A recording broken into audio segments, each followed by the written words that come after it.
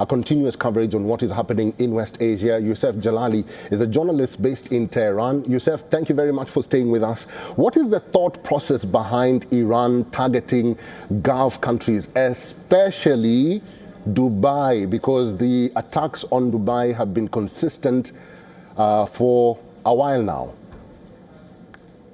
Yeah, Iran has been sending and launching drones towards Dubai, targeting trade facilities and some areas which are described as commercial areas there, and not only in Dubai, but even in Qatar, in Saudi Arabia, and even ports in Oman and Bahrain as well. So the entire Gulf region has come under an attack by Iran, and the reason we're not actually hearing anything about the reason on the part of the Iranian officials, but we can interpret that the reason is to disrupt the trade flow and the trade activity inside this region, because everyone in the past just thought of this region as a safe haven for trade, for commercial activities, despite the fact that no matter what other countries suffer from, we had a period of a war between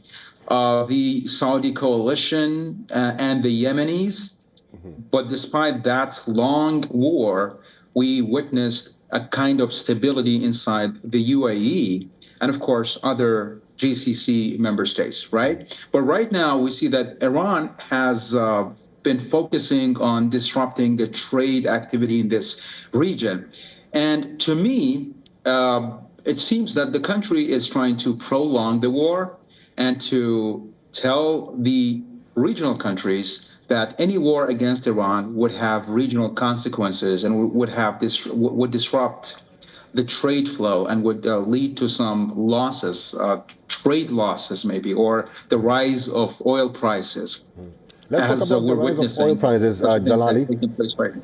Sorry, let's talk about the oil prices, Jalali, because we've also seen an escalation in the Strait of Hormuz. We've seen an escalation in the Mediterranean Sea and the Arabian Sea, because Iran says that they will close the Strait of Hormuz. That could have an impactful sense of economic downfall for the globe if that indeed happens. And we've seen attacks on oil tankers as well in the seas. Yes, the Persian Gulf and the Strait of Hormuz, which connects the Sea of Oman to the Persian Gulf, is a choke point which is very much significant due to the fact that 20% of global oil trade is shipped through Strait of Hormuz, and many nations on the Western Hemisphere rely on the shipment of oil through the Strait of Hormuz. So this is something that Iran has capitalized on very much heavily, and has warned earlier, before the start of the war, that it would close the Strait of Hormuz or disrupt the activities in the Strait of Hormuz. And this is what is happening right now. And Iran does not want to do anything. The only thing that Iran needs to do is to target one single ship there, and then the whole flow just halts in the Strait of Hormuz, because ships would not prefer to pass through this strategic strait amid this ongoing crisis. Okay. And this would lead to significant impact on oil markets, and we can see it right now happening. The vessels, the oil tankers are refraining from passing through the Strait of Hormuz right now.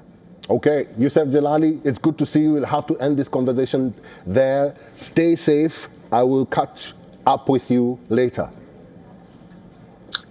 Hopefully. Thank you. Thank you.